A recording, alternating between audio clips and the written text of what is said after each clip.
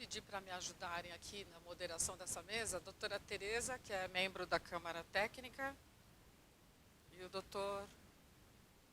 Cadê ele? Bom, não estou vendo o Daniel, então vou chamar outro. Doutora Aécio, por favor, para ajudar aqui na secretaria dessa mesa.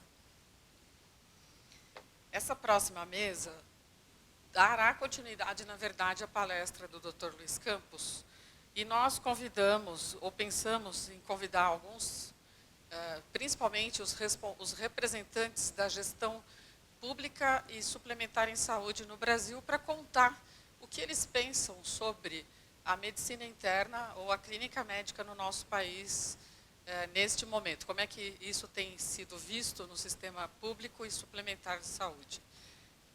Eu vou, então, chamar os palestrantes. Inicialmente, eu convido, então, a doutora Mayra Pinheiro, representando a Secretaria de Gestão do Trabalho e Educação em Saúde, do Ministério da Saúde. Ela estava de plantão, por isso atrasou um pouquinho. E, então, como ela já disse, ela é uma médica raiz da pediatria, sabe do que é paciente, sabe o que é remédio, já viu os dois juntos. Então, é muito interessante termos uma pessoa da lida diária na representação do Ministério da Saúde. Convido também a doutora Vanessa Guimarães Campos, que, como ela já se apresentou no momento da pergunta, ela representa aqui o Conselho Nacional de Secretários Estaduais de Saúde. E já vou agradecendo as duas, porque sei que as duas têm uma vida tarefada, mas se comprometeram e estão aqui. Convido o doutor Ari Célio de Oliveira, que representa o sistema Unimed Brasil. Vocês podem aplaudir os nossos convidados. O doutor Luiz Cláudio Marroque, da Santa Casa de São Paulo, que é um dublê de representante do sistema público e suplementar em saúde. Trabalha principalmente com atenção domiciliária, tem o desafio na Santa Casa da deshospitalização. Convido também o Dr. Rafael Ribeiro, do Hospital Nossa Senhora da Conceição de Porto Alegre. Dr. Rafael, por gentileza, pode vir que eu fico em pé.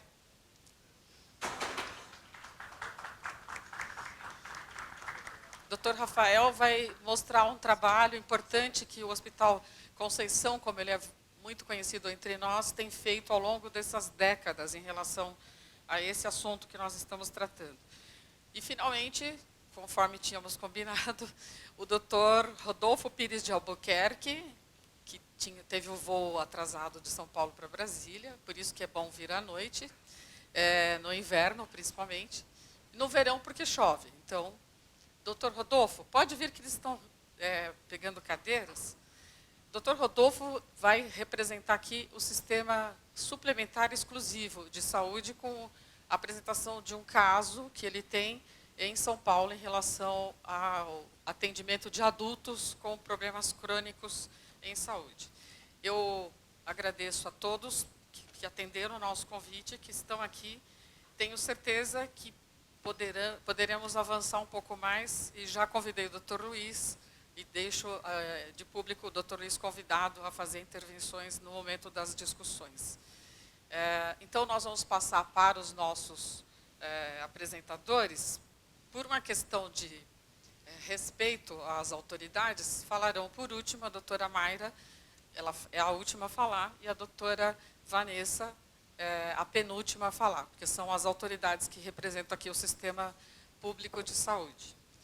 Então, eu vou passando a palavra aqui para os nossos convidados. Não sei se o doutor Ari está pronto para falar.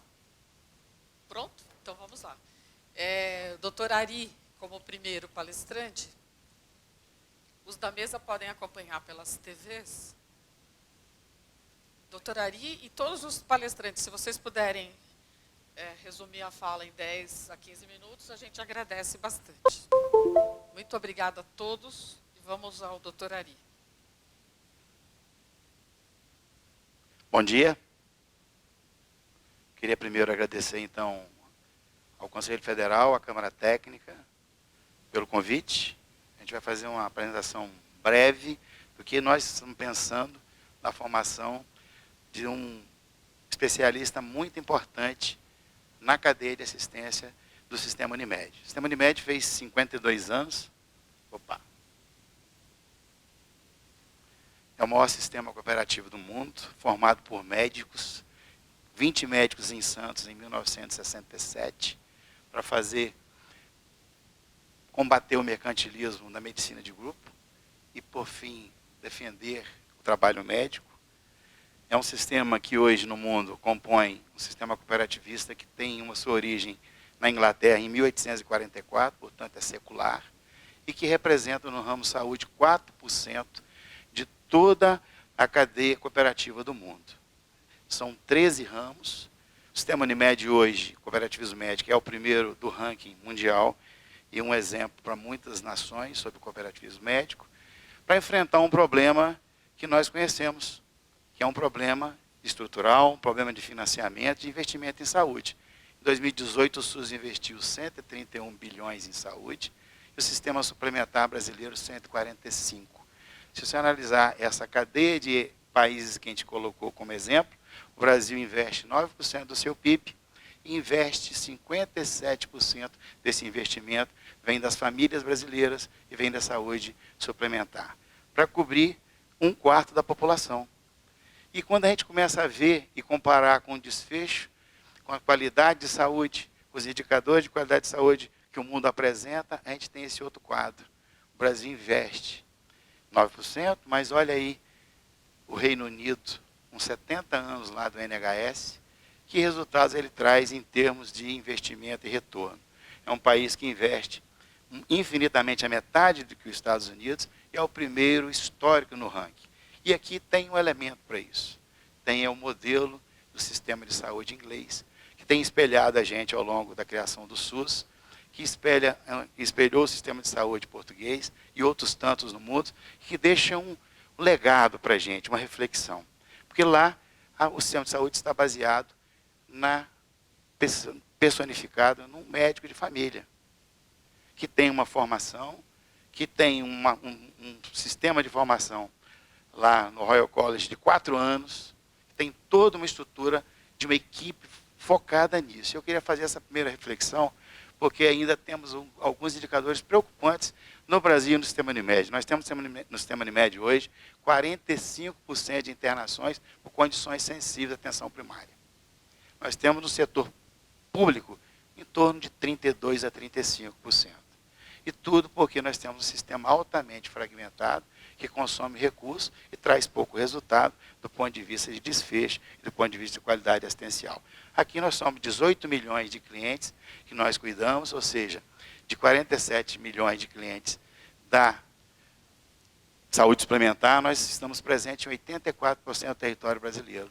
5.570 municípios, nós estamos em 4.686. Portanto, temos uma representação de 37% do total de operadoras, 37% dos beneficiários da saúde suplementar e 33% das receitas de conta-prestação. Quando a gente analisa isso é uma conquista do médico. Nós somos uma cooperativa feita por médicos e gerida por médicos. Nós somos um modelo diferente, onde o resultado da nossa operação ela é resultante da atividade do médico. E esse modelo precisa ser revisto, nós estamos revendo, e aí entra o papel central do clínico, eu vou mostrar os números da representatividade dele. Nós temos 344 cooperativas, 115 mil médicos cooperados, 101 mil colaboradores e atendemos 18 milhões de clientes. Tem uma segunda maior rede hospitalar do Brasil, são 119 hospitais próprios e uma série de hospitais prestadores, 2.500 hospitais prestadores. Nós temos 110 mil leitos hospitalares para os nossos clientes, sendo deles aproximadamente quase 10 mil leitos próprios. Faça essa reflexão, porque nós temos implementado nos nossos hospitais programas de residência. Nós credenciamos, e eu sou do Espírito Santo, eu sou ginecologista e obstetra, e lá nós implementamos e estamos formando clínicos, estamos formando médicos da família, dentro dos nossos serviços próprios. Porque nós estamos tentando melhorar a qualidade da formação do médico, oferecendo os nossos campos de estágio, os nossos cenários de prática.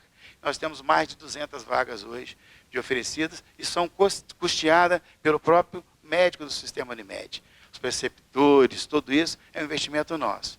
Geramos uma série de produções, de internações, são números muito grandes, e geramos no ano passado quase 64 bilhões em receitas. Somos, pelo 26º ano consecutivo, Top of Mind, e somos considerados, comparado com outros planos de saúde, 33% dos médicos cooperados nos reconhecem, têm uma percepção na população como o melhor plano de saúde.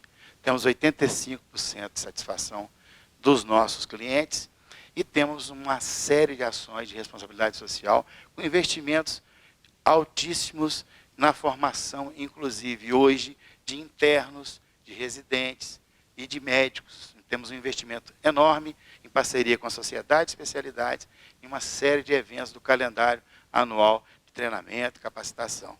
Na área socioambiental e agora, recentemente, criamos uma faculdade. Hoje, o Sistema Unimed tem uma faculdade, é uma instituição de ensino superior com conceito 5 e que foi criada desde 2016, tanto para o ensino presencial quanto para o ensino à distância. E isso tem permitido com que a gente consiga melhorar a qualificação do nosso quadro social, quer que seja médicos, enfermeiros, toda a cadeia da assistência. Tem aí uma infinidade de cursos, de pós-graduações. Para vocês terem ideia, nós temos 2.303 alunos hoje em pós-graduação, 101 turmas de pós-graduação reconhecidas pelo MEC. E aqui é a nossa nova sede, vamos inaugurar agora no mês de agosto, em Belo Horizonte. Temos uma realidade, que é essa aqui. Nós temos hoje, um em cada médico cooperado, é um médico em atividade, em cada 4 médicos em atividade no Brasil. Então, nós representamos hoje essa pleiade de médicos, e para vocês terem uma ideia, nós temos hoje 6,3 médicos para cada 1.000 beneficiários nossos. O Brasil tem 2,1 médicos por 1.000 habitantes, e nós temos 6,3 por cada 1.000 beneficiários. Tem nascido mais médicos do que gente. Nós sabemos que a taxa de crescimento populacional é essa aí, ó. 3 vezes mais nascem médicos do que gente. Temos 337 faculdades de medicina. Hoje, 34.585 vagas por ano em 213 municípios, com uma média dessa nossa graduação, que a gente precisa refletir também do modelo de formação de graduação do médico, com 3,2 de avaliação de CPC no MEC. Isso aqui é uma questão muito importante para nós. Vocês vão ver agora que metade, ou seja, 1/3, 37% do médico brasileiro hoje não tem nenhuma especialização. E aí, os outros números aí, com 2 especializações, são 15, etc. Mas aqui chama atenção primeiro a clínica médica. Nós temos no Brasil, hoje, 42.728. 11,2% do médico brasileiro é especialista em clínica médica. Depois vem a pediatria. Quando a gente pergunta ao residente, e a demografia médica mostrou isso no ano passado, qual o egresso da graduação, ele primeiro quer ser pediatra, e depois ele quer ser clínico. Isso é um sinal interessante. E aqui a gente vê que nós temos hoje 4.466 médicos hoje em programas de residência médica, né, em 6.574 instituições, em 6.574 programas e 799 instituições. Então, o Brasil tem hoje uma quantidade enorme de instituições comprometidas com a formação do médico. O que nós precisamos rever e ver se 2 ou 3 anos, e eu quando fiz ginecologia e obstetrícia, há 35 anos atrás, eu me formei em 2 anos. E o programa de GO hoje é em 3. E a matriz de competências que a gente quer desse novo médico, desse novo clínico, né? Aqui para mostrar o que eu falei, e nós temos aí, toda vez que a gente abre a página, o residente clínica médica, o R1, ele tem um número muito expressivo. Depois vem em pediatria e tudo mais. Chama atenção também esse fato aqui, a doutora Patrocínio, que cuidou muito, muito bem da formação do médico ao longo da sua carreira, é um desafio para nós. Vocês imaginem que o ano passado nós tivemos 6.269 vagas em clínica médica, ou seja, 10,8% do total de vagas. E tivemos uma não ocupação de 28% dessas vagas. Isso acontece também com médicos de família. Nós temos mais ou menos 6.500 médicos de família. E aí está a maior das reflexões, como é que nós vamos mudar o nosso sistema de saúde, como é que nós vamos basear a nossa organização do cuidado centrada no médico e no paciente, e principalmente como porta de entrada da estrutura da saúde da família.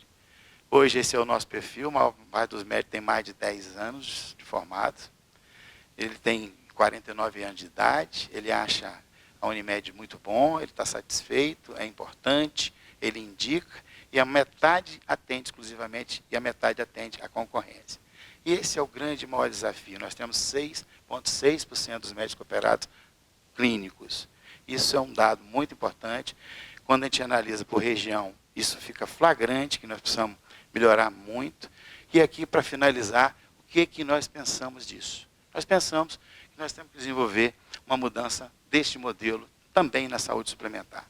E nós já estamos fazendo várias iniciativas para resgatar o que muito bem o Samuel Lockfields fez no momento de reconhecimento da compaixão de um médico, lá em 1891, que é essa figura de um clínico que seja resolutivo, que seja bem formado, que tenha habilidades e competências, para fazer isso aqui, ó, a ecologia de Green funcionar, em que a gente consiga reverter essa ótica diferente que o médico hoje, o paciente hoje é que faz o acesso ao sistema de saúde, ele que escolhe. Tem pacientes que vai com a carteirinha dele em todos os médicos, ele não tem uma referência, ele acaba sendo responsável por essa cadeia de consumo de recursos absurda, sem que essa caixa d'água, que é a dinâmica do fluxo, deixe um resultado de 1,9% de toda aquela operação para o médico. O Sistema Unimed hoje tem 66 iniciativas já no modelo de atenção primária à saúde,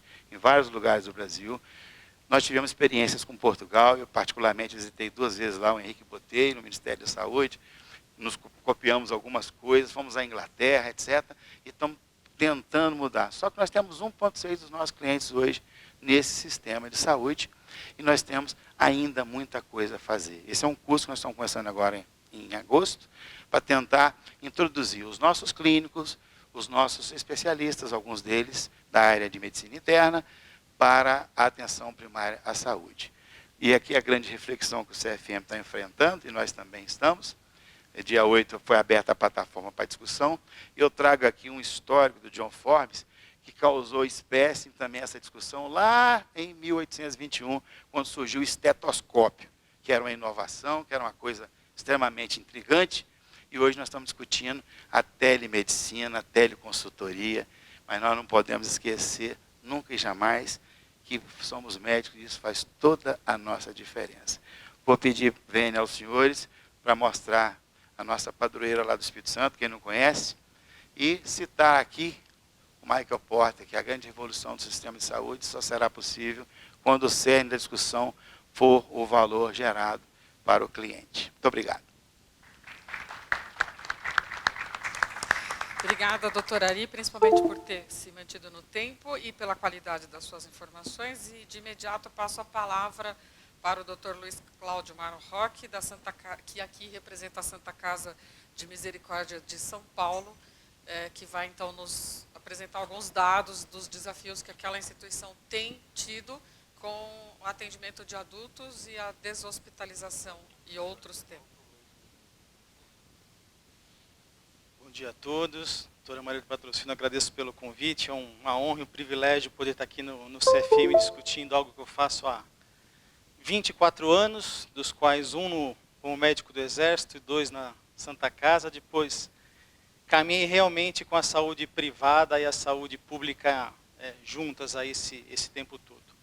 Eu vou falar de deshospitalização e na minha formação eu tenho uma empresa de atenção domiciliária, né, o termo correto é domiciliária, e no Brasil nós falamos domiciliar, né? Domiciliário é a prestação de serviços no domicílio. Domiciliar seria o verbo dar domicílio, né? Que alguém resida ou passe um tempo na sua casa, seria domiciliar.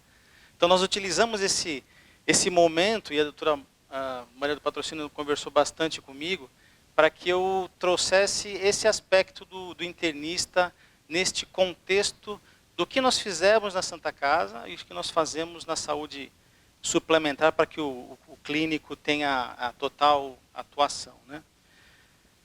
talvez eu pudesse ficar os 10 minutos da nossa conversa em cima desse desenho, onde eu vou responder algumas perguntas que o Dr. Luiz Campos nos trouxe, que é a coordenação de cuidados.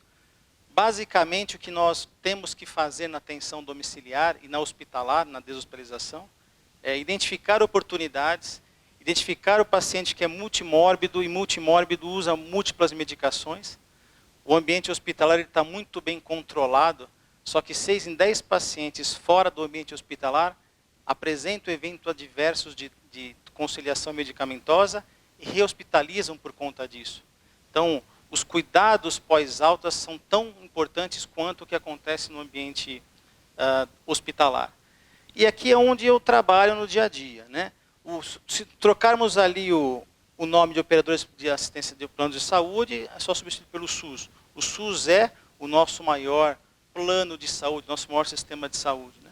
É uma operadora de saúde. Então, do outro lado, eu tenho o hospital, o atendimento domiciliar, que hoje ele evoluiu muito. A atenção domiciliar no Brasil hoje fala em tecnologia, prontuários eletrônicos, a videoconferência com o familiar ou com o médico no domicílio, ela já é feita em algumas regiões.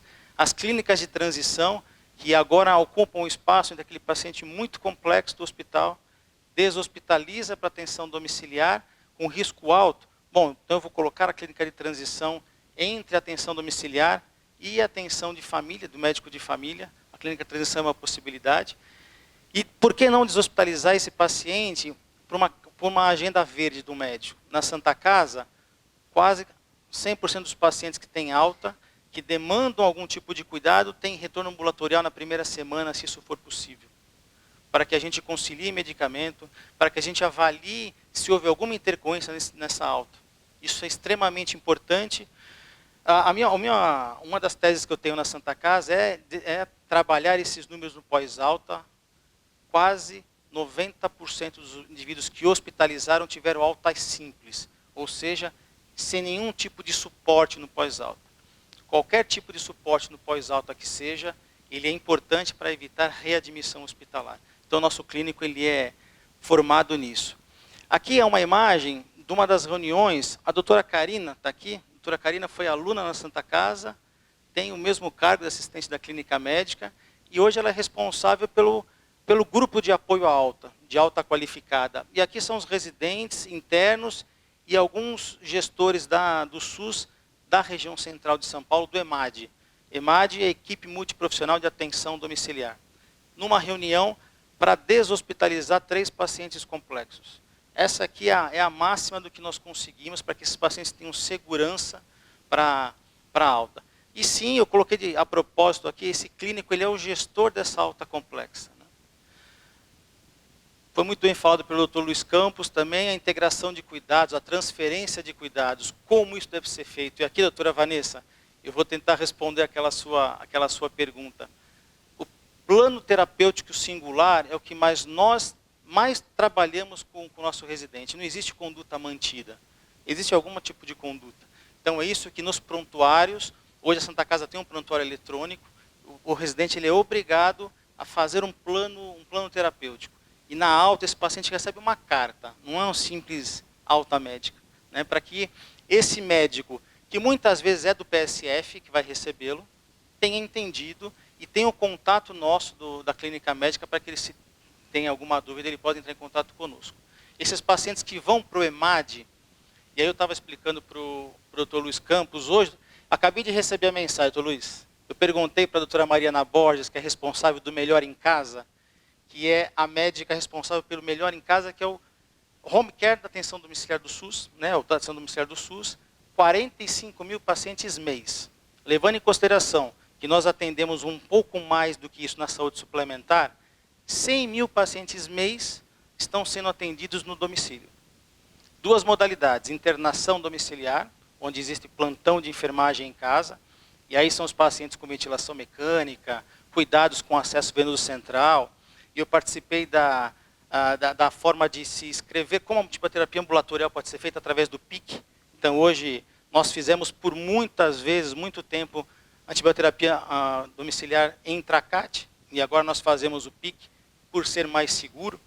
E eu passava intracate no domicílio, com a ambulância na porta.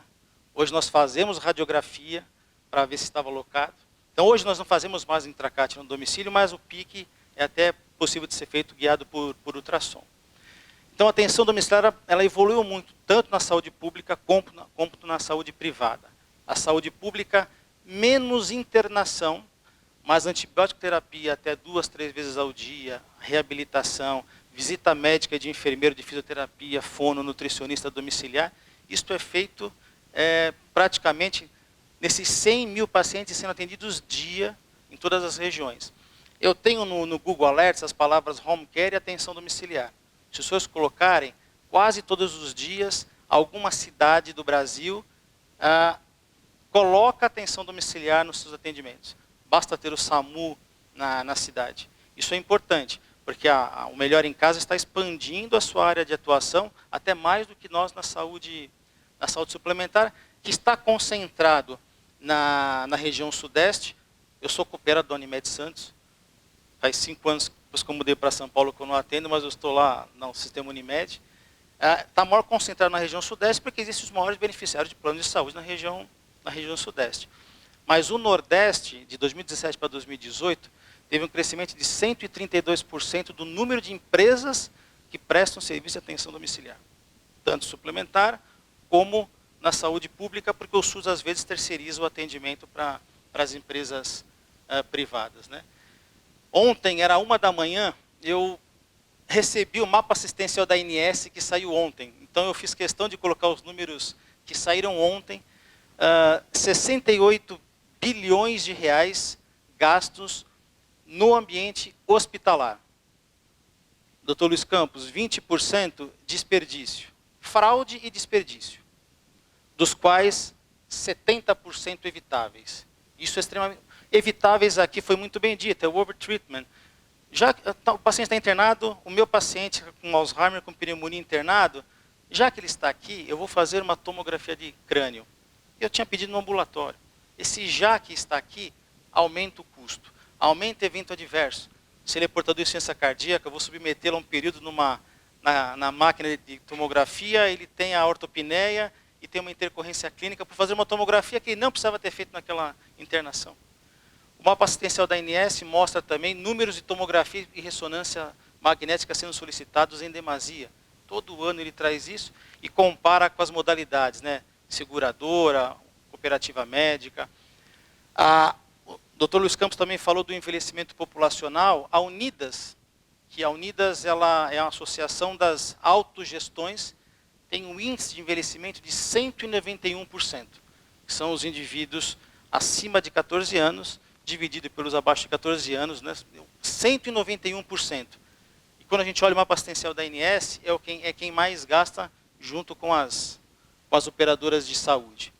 Esse é um dado importante também. O Dr. Luiz Campos nos trouxe os números de consultas de clínica, a doutora Ari também. 27 milhões de consultas em clínica médica. Clínica médica sendo a especialidade que mais atende na saúde suplementar. Como eu falei, esses dados eu recebi ontem à noite e já os coloquei aqui. E o que é mais interessante, eu mostrei para a doutora Maria do Patrocínio na van vindo para cá, o mapa assistencial da ANS coloca que a clínica médica tem a maior capacidade resolutiva e de coordenação de cuidado, tudo que o Dr. Luiz Campos nos trouxe aqui, né? Que é o internista tendo essa capacidade de gerir melhor aí a atenção como um todo. Estou terminando. A nossa discussão sempre é em cima disso. Hoje eu trabalho com machine learning, com inteligência artificial, para prever, quando o paciente hospitaliza, quanto tempo ele vai ficar internado e para deshospitalizar o mais rápido possível. Isso é algo que eu entrego para a saúde suplementar, a gente vai começar a aplicar na Santa Casa.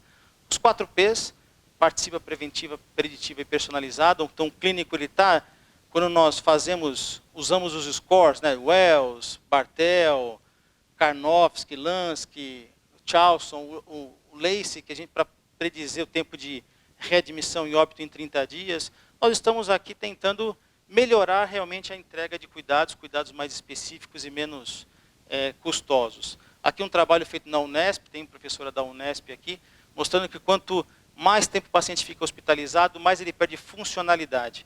Então, como nós vamos falar da formação do clínico, um foco que nós temos muito na Santa Casa, que foi a tese de mestrado da doutora Karina, que eu apresentei aos senhores, é a perda da funcionalidade. O clínico, quando ele vai pensar em dar alta para esse paciente, ele tem que pensar na perda da funcionalidade. Então, eu trago de novo, para nos lembrar da coordenação de cuidados, aqui eu já falo da atenção integral à saúde. Doutora Vanessa, eu tirei daqui, mas eu tinha um trabalho feito na Austrália, foi uma corte pequena, com 20 pacientes que receberam um vídeo, do tempo médio de 5 minutos e meio, né, de gravação, para que eles lembrassem que tinham que procurar um médico de família, a nutricionista. Então, foi super interessante os resultados da maior adesão. A maior parte dos nossos pacientes readmitem, como eu falei, sem cuidado no pós-alta, né? Aqui é a penúltimo slide. Então, as perspectivas por internista, que eu acho bem interessante. Gestão compartilhada, né, em todas essas regiões, gestão compartilhada, SUS, privado, nós somos um só, não adianta. A gestão de condição, então, eu não estou tratando a pneumonia, eu estou tratando a condição daquele paciente. E as ciências sociais, nós aumentamos na Santa Casa o tempo de ciências sociais, o tempo de medicina de saúde da família. A minha filha está prestando vestibular esse ano. Ela quer fazer neurocirurgia e o senhor colocou o IAR. Ela gosta do Grey's Anatomy, dos bonitões do Grey's Anatomy. Então ela quer fazer neurocirurgia por conta deles. Mas eu estou tentando mudar a cabeça dela. Participação na gestão aqui de todos os stakeholders, é um nome bonito para todos os que estão integrados. E eu também converso sempre sobre o hospital ser um sistema adaptativo complexo. Quando o paciente entra no hospital, os órgãos de governo, o segurança, quem faz a faxina, tudo está integrado. Se o leito não for adequadamente limpo, aumenta o risco de infecção. Então, nós temos tentado trazer, e já os convido, terça-feira de manhã, nós instituímos há anos a visita multiprofissional, onde o interno e o residente, ele é só mais um ali naquela visita. Quem responde, a físio, a fono, a nutricionista, a enfermagem, este grupo de apoio à alta e assistente social. São eles que organizam a visita beira-leito. A gestão de qualidade, eu sou formado pela Accreditation Canada e pela ONA, na gestão da qualidade, essas discussões os nossos residentes recebem, lá os médicos da clínica médica. Os sistemas integrados, eu acredito muito nisso, como o Dr. Luiz Campos falou, eu acredito que o paciente deva ter o seu histórico, até porque a LGPD que está chegando agora vai dificultar muito a lei de proteção de dados, vai dificultar muito a integração de dados. Uso de scores referenciais. Há 4 anos eu presido o NEAD, que é o Núcleo Nacional das Empresas de Atenção Domiciliar. Nós conseguimos institucionalizar a academia e o conhecimento em algo que só falava de administração, e nós criamos um score referencial quando o paciente está hospitalizado para que ele saia com a maior segurança possível. As operadoras têm utilizado, o jurídico tem utilizado para evitar tanto a hospitalização prolongada, quanto liminares desnecessárias, que talvez alguns dos senhores possam falar nisso, mas o custo das liminares está cada vez aumentando e pressionando o sistema de saúde. E como eu falei, análise preditiva, essa é a discussão que o internista pode realmente ter. Aqui é a nossa capela bem no centro da Santa Casa, e aqui sou eu na segunda-feira, agora, antes do feriado, com o nosso R1 e uma residente de outro hospital que faz visita ou que faz o nosso ambulatório. E é o treinamento do clínico nessa discussão os pacientes, esse é um ambulatório de pós-alta. Então, o que eu vou fazer no pós-alta? Eu vou fazer uma carta para a EMAD, para o Melhor em Casa, eu vou trazer o PSF para atender. Essa é sempre a discussão naquele momento. Obrigado, e no período da tarde eu trouxe mais alguns comentários. Obrigado. Obrigada, doutor Luiz Cláudio. Passo, então, a palavra para o doutor Rafael Ribeiro, do Hospital Conceição de Porto Alegre. Fica tranquilo.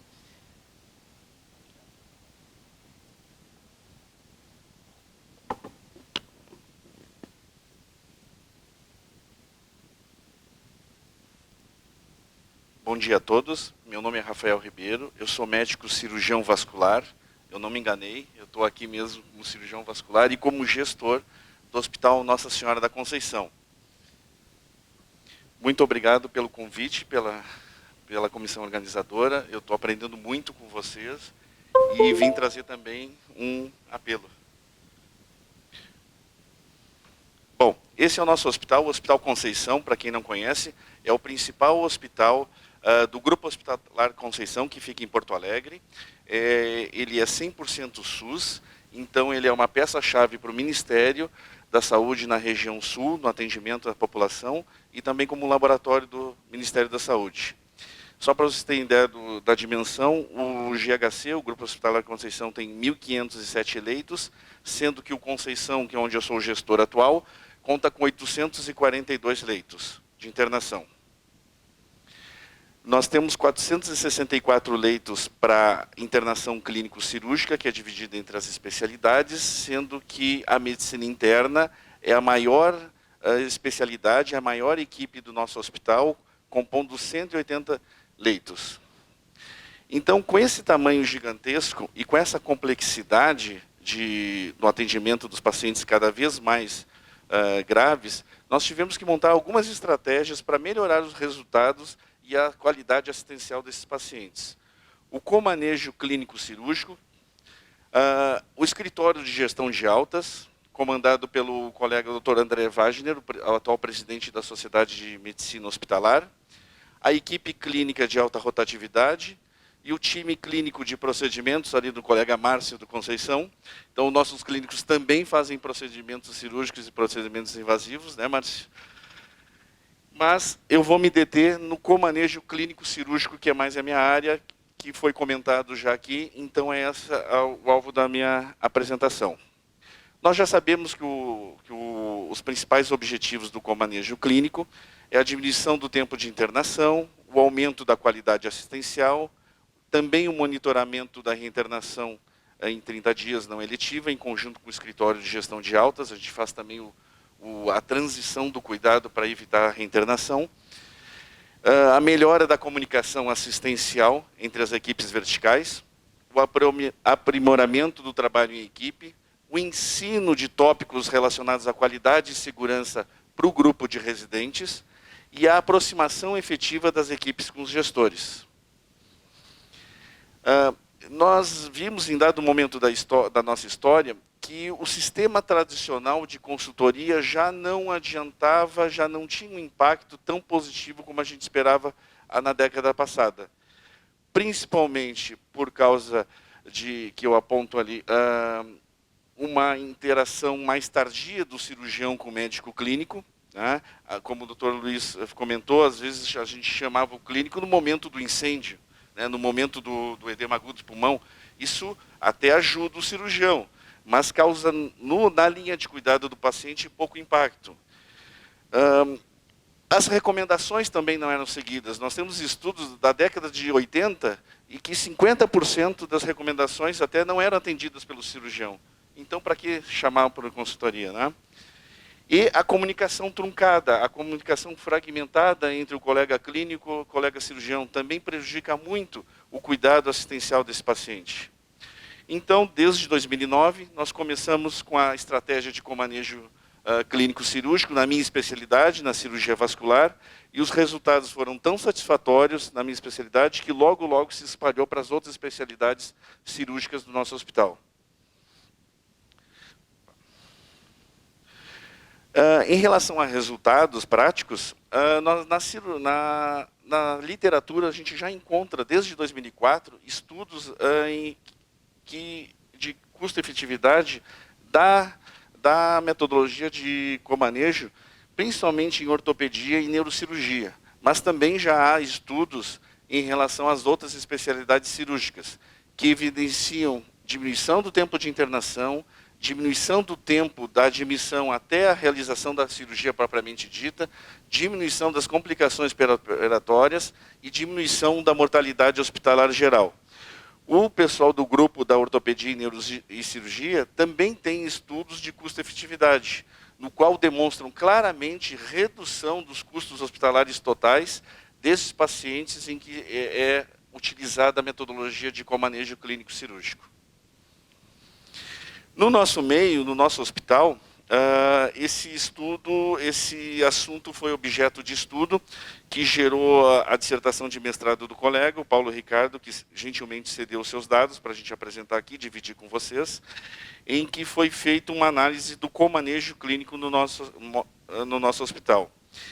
De 2014 a 2016, foram realizadas 13.735 pacientes internados para realizar algum procedimento cirúrgico, sendo que foram realizadas 534 consultorias com manejo clínico. Essa tabela é mais para mostrar para vocês quais são as especialidades que mais chamam, que mais utilizaram, que mais se beneficiaram do comanejo. A cirurgia geral, a urologia, a ginecologia, e a cirurgia torácica e a proctologia. Nessa outra tabela, eu gostaria de mostrar para vocês as principais causas que demandaram o chamamento da equipe clínico-cirúrgica, que foram as arritmias, distúrbios hidroeletrolíticos, infecção hospitalar e etc. Mas eu gostaria de mostrar para vocês a coluna da resolutividade. A resolutividade do comanejo chegou a muito superior a 80% dessas condições, ou seja, beneficiando o manejo desses pacientes e a evolução clínica no pós-operatório direto. Essa outra figura é bastante interessante, porque além de mostrar a diminuição da mortalidade pós-operatória, essas duas curvas mostram a diferença entre a solicitação de um comanejo clínico-cirúrgico mais precoce, ou seja, dentro dos 7 dias de internação, com o comanejo mais tardio, aquele já com as complicações já estabelecidas. Há, sim, diferença de mortalidade estatisticamente significativa. Ou seja, nós precisamos ter um comanejo mais próximo e mais cedo durante a internação desses pacientes. Alguns dados mais recentes, por exemplo, do serviço de urologia, nós vemos aqui claramente uma diminuição da mediana e da média de permanência desses pacientes internados. Até 18% da média de permanência e um aumento significativo de internações e altas. Ou seja, nós temos uma rotatividade muito maior do que tinha antes com esses pacientes da urologia. Aqui uma outra curva, outro gráfico para mostrar para vocês a diferença das curvas entre 2017, 2018 e agora 2019. A partir de 2018 que entrou o comanejo na especialidade da urologia, que era a principal lista de espera do SUS para o nosso hospital, naquela época. Ou seja, o aumento levar para dentro da urologia o manejo clínico cirúrgico fez incrivelmente a resolutividade dessa lista de espera de consultas e também de procedimentos cirúrgicos. Na minha equipe, na cirurgia vascular, também já há 10 anos, a gente está completando 10 anos de comanejo clínico cirúrgico, é gritante assim, a diferença da rotatividade, o que era a cirurgia vascular, para o que é hoje. Antigamente, há 15 anos atrás, o paciente nosso cirurgião, paciente vasculopata, internava na emergência com um dedo necrosado, quando chegava no andar, já era para amputação de coxa. Era assim. Atualmente, com a ajuda do comanejo, esse paciente já entra na emergência, já tem todo o seu processo diagnóstico pré-operatório realizado, o que nos facilita bastante a rapidez no tratamento desse tipo de paciente. Esses dois serviços, a cirurgia vascular e da urologia, eu mostrei para vocês, porque são duas equipes cirúrgicas que efetivamente têm um médico clínico inserido nas suas equipes, na sua rotina diária. As outras equipes cirúrgicas aprenderam, viram os resultados nas nossas equipes e solicitam o acompanhamento com manejo clínico cirúrgico, não para todos os pacientes, mas só alguns, dependendo do gatilho assistencial pré-combinado. Então, como conclusões para os colegas internistas, o comanejo clínico cirúrgico tem o potencial certo de melhorar o desfecho de pacientes graves internados nas alas cirúrgicas. A taxa de resolução dos problemas complexos pode ser aumentada utilizando esse modelo, ou seja, espalhando para o resto das outras unidades. O modelo mais estudado atualmente é a introdução de um clínico hospitalista dentro de uma equipe cirúrgica, evitando aquele modelo tradicional de consultoria. O comanejo clínico cirúrgico é um modelo factível, é uma solução barata, né, é uma tecnologia barata, dependendo somente de arranjos internos entre os profissionais envolvidos e acordos com os gestores dos hospitais. E por último, e não menos importante, esse é o meu apelo. Nós, cirurgiões e nossos pacientes e gestores dos hospitais, nós estamos precisando de médicos internistas, nós não precisamos mais tanto de subespecialidades, mas de um médico internista com uma formação sólida, consistente, para retomar o protagonismo na linha de atendimento, na linha de cuidado desses nossos pacientes cirúrgicos. Sem vocês, a gente não consegue os resultados que a gente espera. Muito obrigado pela oportunidade.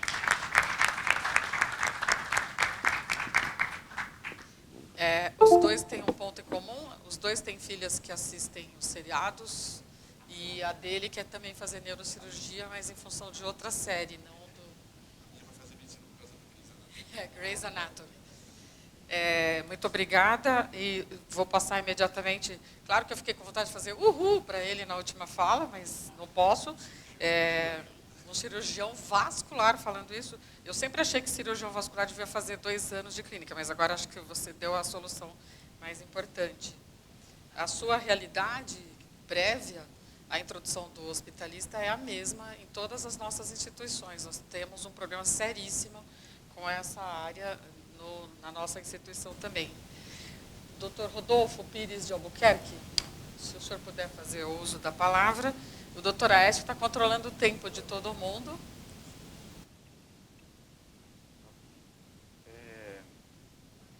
Apresentei o doutor Rodolfo e ele representa aqui o grupo Notre Dame Intermédica. Em primeiro lugar, gostaria de agradecer o convite em nome do grupo. É um prazer estar aqui conversando com vocês e também gostaria de já deixar claro que as experiências aqui manifestadas são bastante interessantes e eu acho que essa troca vai ser muito boa para todos. Bom, vamos lá. Então, primeiro... eu aqui passo? Onde é que eu... é aqui.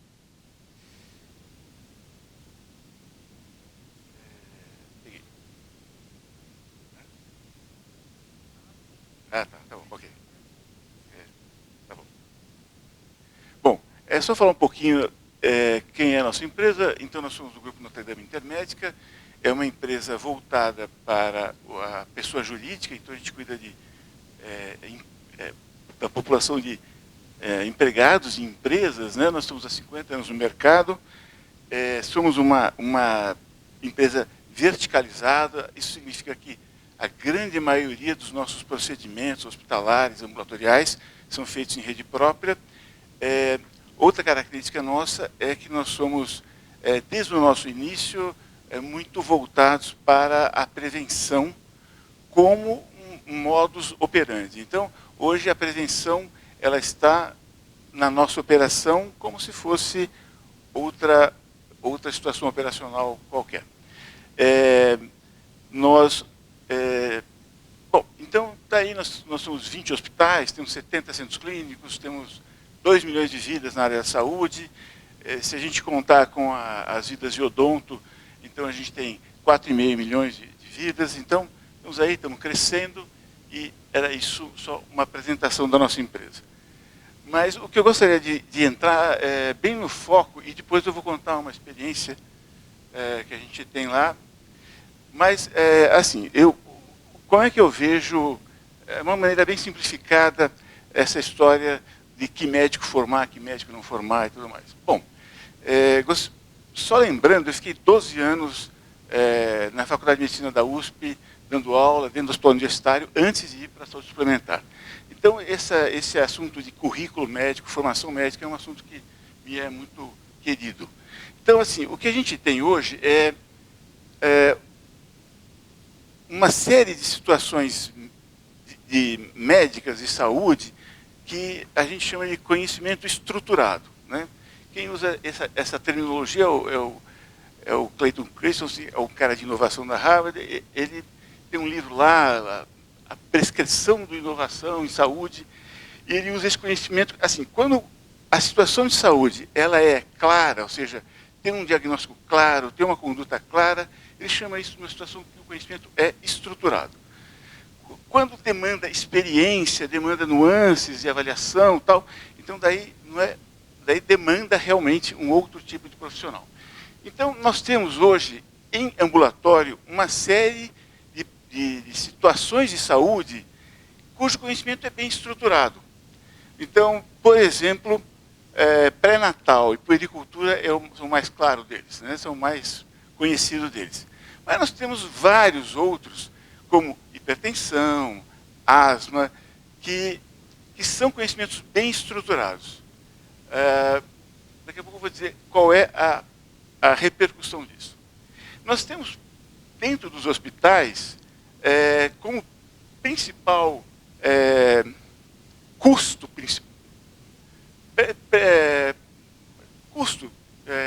não em tempo de permanência, mas em termos de custo, nós temos os pacientes crônicos complexos, né? Esses pacientes, eles têm múltiplas doenças, eles têm múltiplos problemas sociais, eles demandam uma equipe coordenada tomando conta deles, como já foi dito aqui pelo nosso colega da deshospitalização. Ou seja, esse paciente demanda, se possível, um profissional extremamente bem formado para coordenar uma equipe multiprofissional. Senão, nós não vamos ter a solução desse paciente grave, complexo, que faz parte hoje da nossa internação em clínica médica.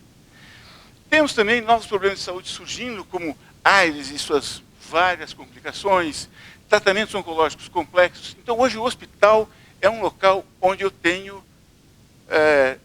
coisas simples, né, mas que rodam rapidamente, não é problema para ninguém, e tenho esses pacientes que são crônicos complexos, que demandam, então, uma situação mais complexa.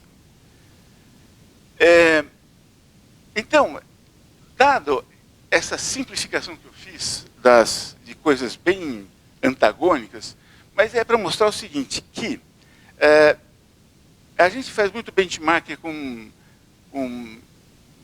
sistemas de saúde no exterior, tal, e quando a gente recebeu visita aqui de outros médicos de outros países, eles ficaram assim assustados, mas como assim? Quer dizer que é médico que faz o pré-natal de vocês? Como assim? É médico que faz a puericultura? Ninguém entendia nada, ou seja, eles já estão um passo à frente, ou seja, situação de conhecimento estruturado, eu não preciso ter um profissional que demanda 10 anos de formação. Quem vai ser esse profissional? Bom, eu coloquei 2 exemplos aí. Eu poderia ter um médico de formação um pouco mais curta, como poderia ter uma enfermeira com uma formação mais ampliada. Por outro lado, para a condução daqueles pacientes crônicos complexos, internados em outras situações que eu vou mostrar, ambulatoriais, eu preciso ter um profissional extremamente competente, que tenha competência não só em clínica médica, como tenha competência de gestão de situações complexas. Bom, então, eu vou falar um pouquinho aqui de formação, as coisas que eu vejo no meu dia a dia, com relação a coisas que eu acho que falta para o médico atual. Então, assim, nós temos a formação médica, ela é muito demorada, deveria ser mais prolongada, deveria ser mais curta. Eu acho que, na verdade, nós não podemos ter a formação de um único tipo de médico, nós temos que ter outros profissionais de saúde complementando esse papel do médico. Se eu quiser ter médicos bem formados para aquela situação de cuidado do paciente crônico complexo, eu preciso ter um profissional muito bem formado. Se eu quero formar um profissional para cuidar daquela população onde o conhecimento já é estruturado, então eu não preciso ter um profissional com esse tempo de formação. Mas o sistema de saúde precisa desses 2 tipos de profissional e precisa de outros tipos de profissionais também. A estrutura do currículo, ela ainda é de antes da reforma do Flexner. É uma coisa muito antiga, onde os rodízios em internato e residência eles são erráticos, onde não existe uma estrutura curricular firme. Então, nós precisamos reformular de verdade o nosso currículo. Outra coisa é que existe um foco muito grande em conteúdo, quando, na verdade, esse conteúdo se torna rapidamente obsoleto. Eu preciso ensinar a pessoa a selecionar a informação, eu preciso ensinar a pessoa a se atualizar. Senão, aquilo que ele aprendeu na residência rapidamente vai embora, e depois quem é que fica formando quem é que fica atualizando os nossos médicos? Quem eu vejo fazer isso é a indústria farmacêutica, com todos os viés possíveis. Então, eu acho que a gente precisa formar médicos com capacidade de se atualizarem. Outra coisa que eu fico preocupado é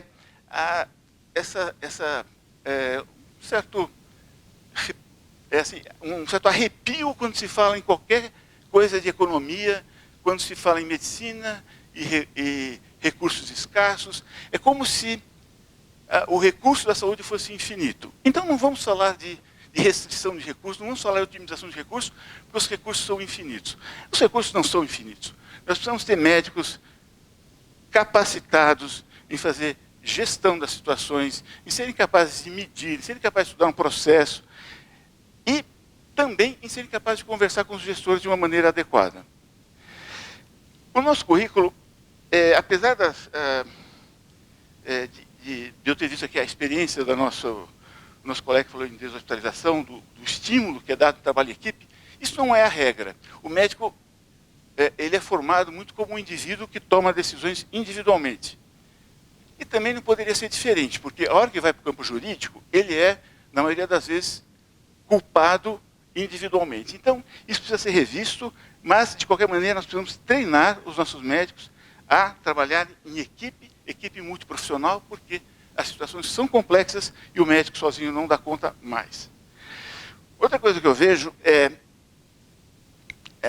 assim, não existe a preocupação em eu ser empático com o paciente. Ou seja, os médicos acham que basta ter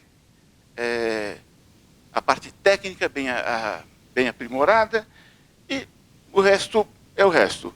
Na verdade, a relação afetiva adequada, ela é terapêutica também.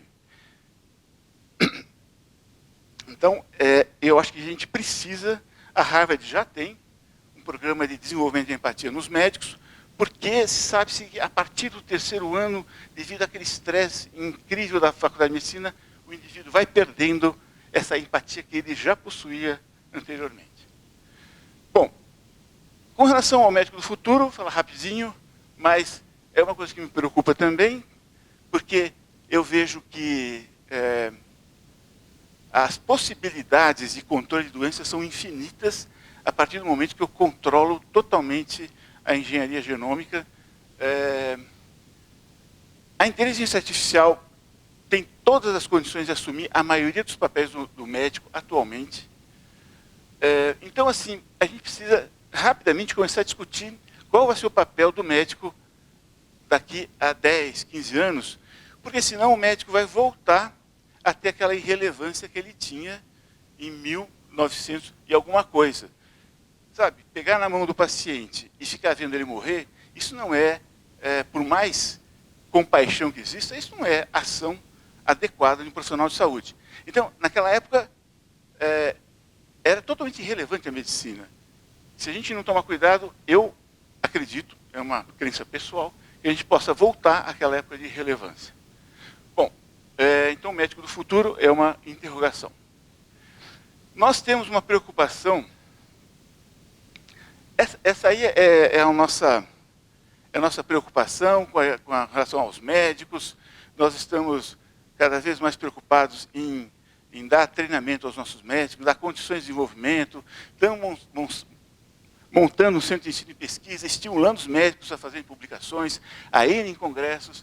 Então, nós estamos trabalhando bastante esse aspecto de formação do médico.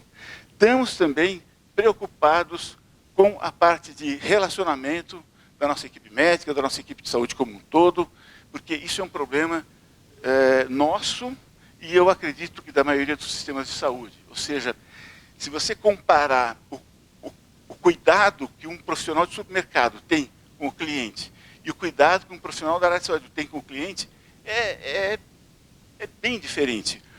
Você está lá no supermercado, parou, o cara já chega em você e pergunta, você está procurando alguma coisa? Na área de saúde, a gente não tem essa atenção, esse cuidado com a pessoa que nos procura. Precisamos começar a ter esse cuidado, e é isso uma das nossas metas em termos de de desenvolvimento da equipe de saúde no Grupo Notre Dame. Falando, então, onde que um clínico bem formado atua no nosso grupo, e isso eu quero deixar claro que é fundamental a existência desse indivíduo que conheça muito a medicina. Então, nós temos os hospitalistas, que são os indícios que fazem aquele papel lá da cogestão com o cirurgião, mas os hospitalistas, eles são super importantes na gestão dos pacientes internados.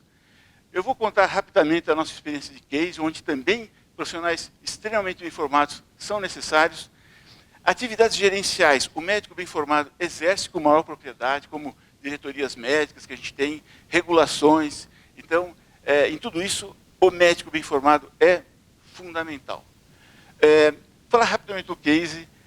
Basicamente, o case é uma estrutura que cuida dos nossos pacientes crônicos complexos. Então, você tem em qualquer sistema de saúde, 3 a 5% dos pacientes respondem por 40% dos custos. Essa estrutura chamada case, ela cuida desses pacientes. Então, nós temos 6 mil pacientes em 8 unidades em todo o Brasil, e o que a gente tem são uma abordagem um pouco diferente, talvez não tão mais diferente, mas basicamente é isso aqui. Ou seja, nós temos unidades onde eu tenho vários tipos de profissionais no mesmo local, toda a informação no único local, esses profissionais trocando informações o tempo todo de uma maneira não formalizada. Então existe aquele contato dia a dia, tal.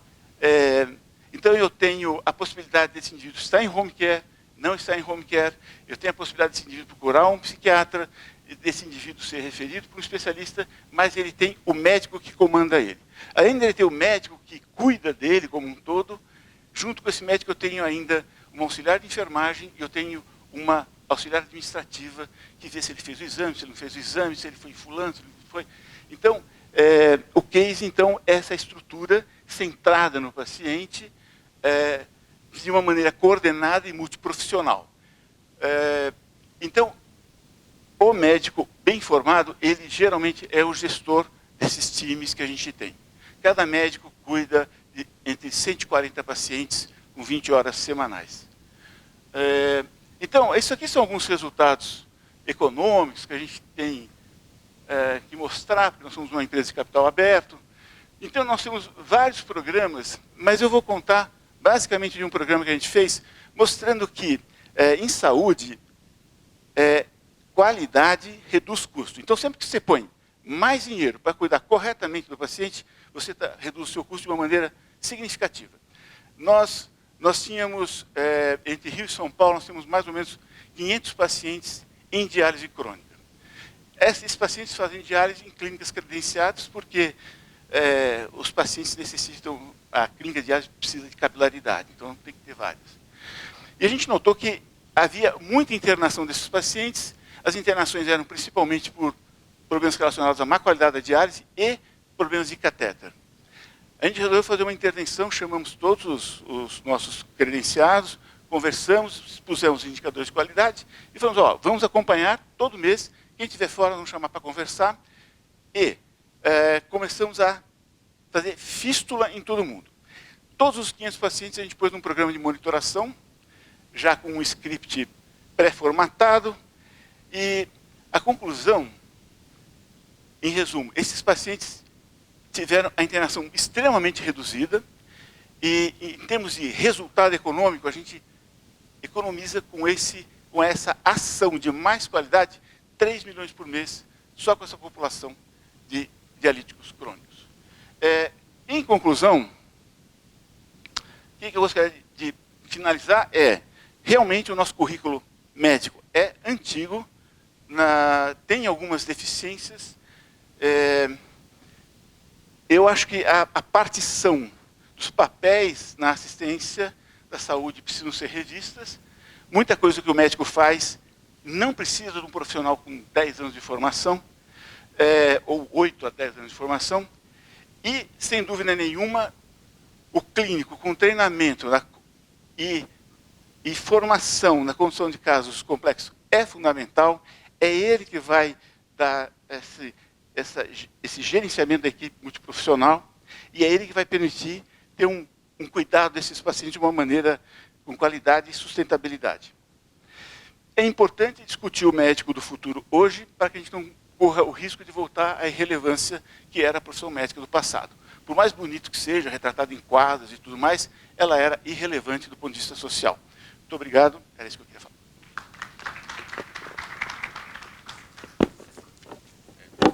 Agora vamos convidar a doutora Vanessa Guimarães Campos. Ela é médica especialista em clínica médica e cardiologia e é representante do Conselho Nacional de Secretarias de Saúde, CONAS.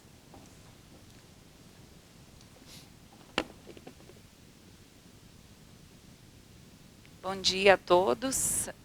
Meu nome é Vanessa, sou clínica e cardiologista. Estou representando aqui o Conselho dos Secretários de Saúde e nós vamos nos ater muito aos custos da formação em clínica médica em 3 anos.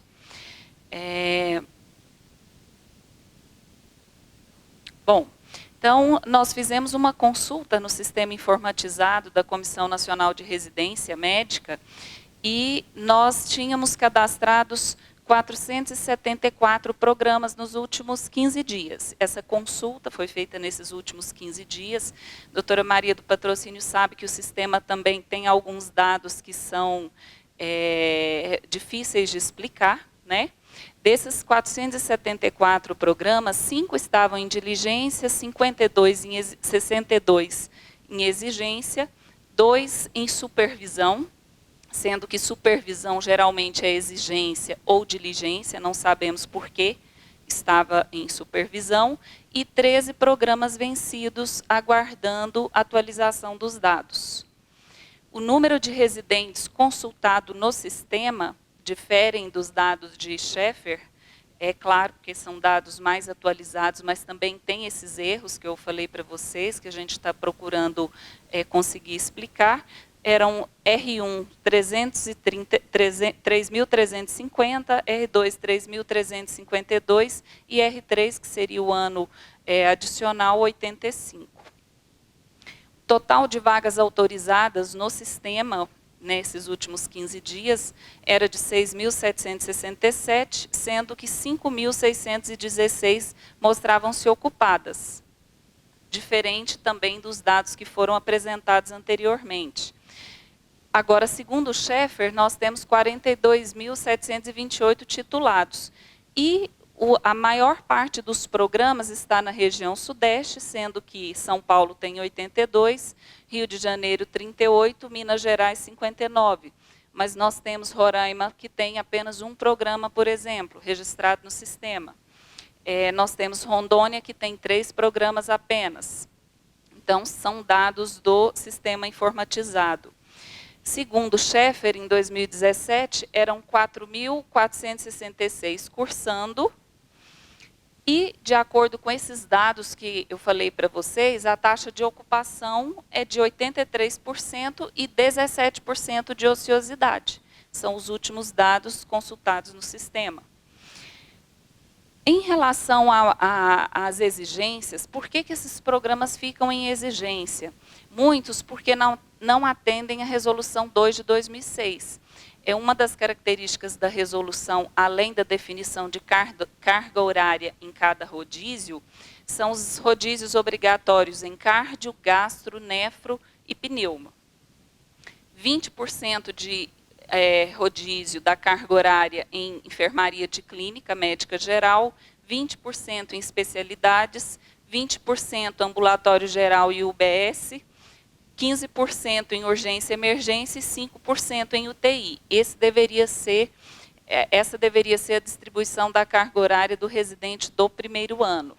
E já no segundo ano, a gente tem um aumento da carga horária destinada aos rodízios de ambulatório de clínica geral e unidade básica de saúde, e no rodízio de UTI apenas 5% da carga horária.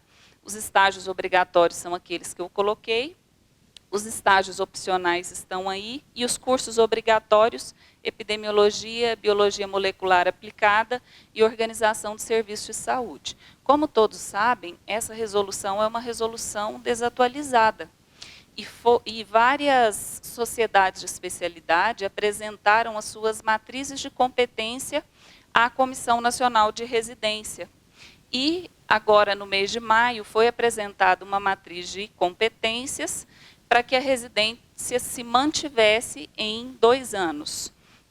Em relação a essa nova matriz de competências, eu espero até o fim da tarde ter a matriz para mostrar para vocês, mas não houve acréscimo de nenhuma das novidades que foram apresentadas aqui. Então, nós colocaríamos, por exemplo, a clínica médica em 3 anos, mas quais serão os cenários? Onde esse residente vai desenvolver as suas habilidades? Quais competências ele vai desenvolver nesse 3º ano? Então, houve a oportunidade para a apresentação da matriz e, por exemplo, hoje nós vimos aqui a experiência da atenção domiciliar, nós vimos a experiência do comanejo clínico cirúrgico, e isso não foi apresentado na matriz. Então, nós temos que ter justificativa para esse 3º ano. Falando em nome do gestor, o custo do 3º ano seria um acréscimo de 11 milhões de reais por mês. Ao final do ano, seriam 144 milhões de acréscimo ao custo da residência, do 3º ano da residência em clínica médica para o gestor. Mas quais serão os cenários de prática que não foram definidos na matriz, caso tivéssemos o 3º ano?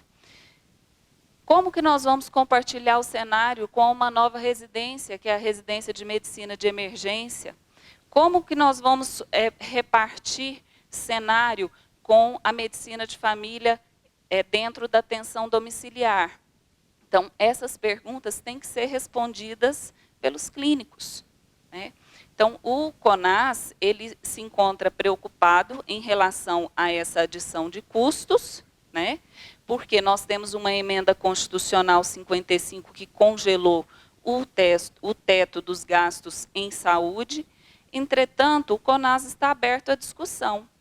Quais seriam os novos nichos que a clínica médica atingiria para justificar o investimento dos secretários estaduais de saúde nessas bolsas? Então, essa é a pergunta que a gente precisa responder e precisamos debater. Muito obrigada.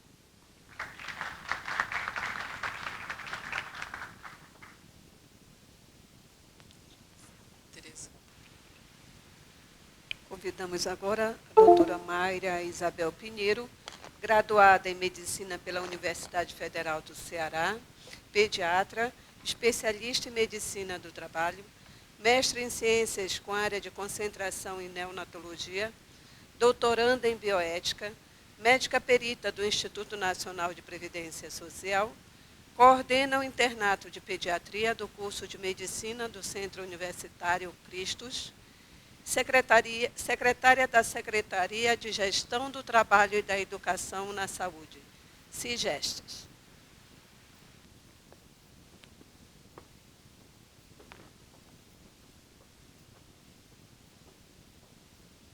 Mais uma vez, bom dia a todos. A gente não trouxe nenhuma apresentação pronta, mas eu adorei ficar com a fala final.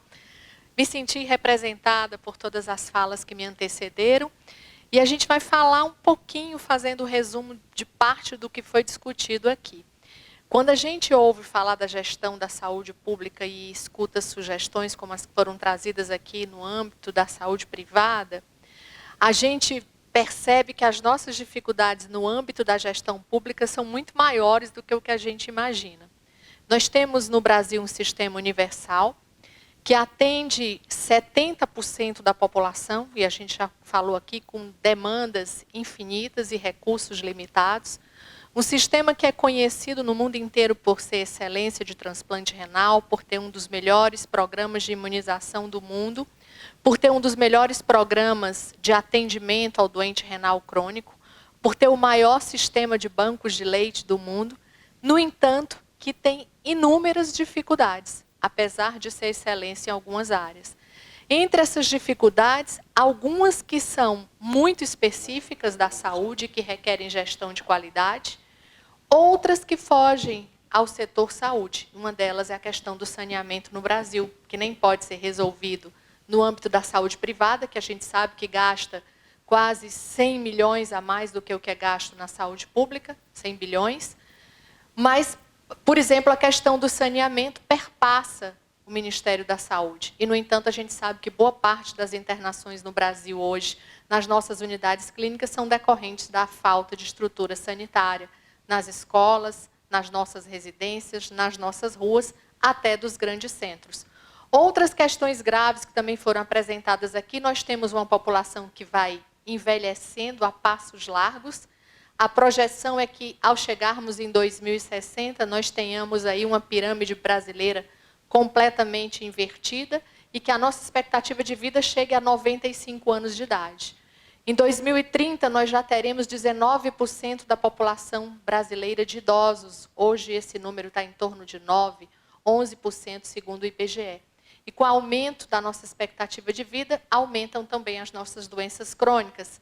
O diabetes já atinge hoje cerca de 24% da população, a hipertensão 10% da população, a obesidade e o sobrepeso atinge crianças e adultos, e todos os dias as demandas do Ministério da Saúde e da saúde privada também aumentam em decorrência dessas necessidades e de toda essa mudança do perfil demográfico que a gente tem na população.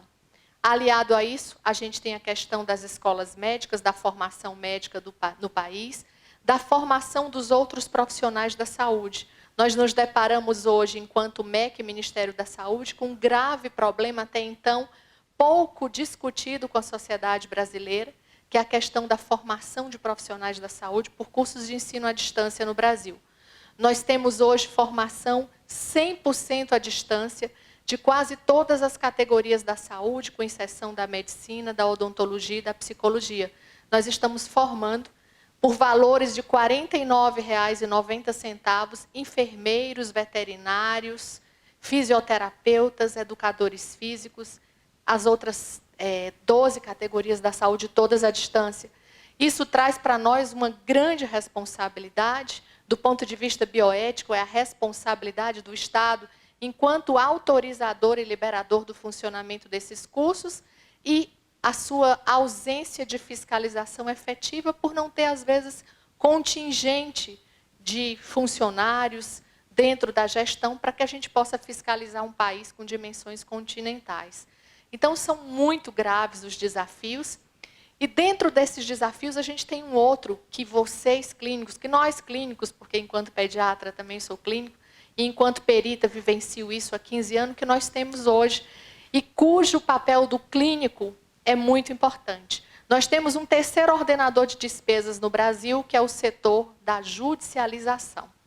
Todos os dias a gente recebe demandas dos profissionais médicos que levam à judicialização e que hoje consomem cerca de 2% dos recursos da pasta do Ministério da Saúde. E aí vale a gente lembrar que, apesar de 9% do PIB destinado à saúde, 2% desse valor hoje no Brasil é demandado por esse terceiro ordenador de despesa, que são as demandas judiciais.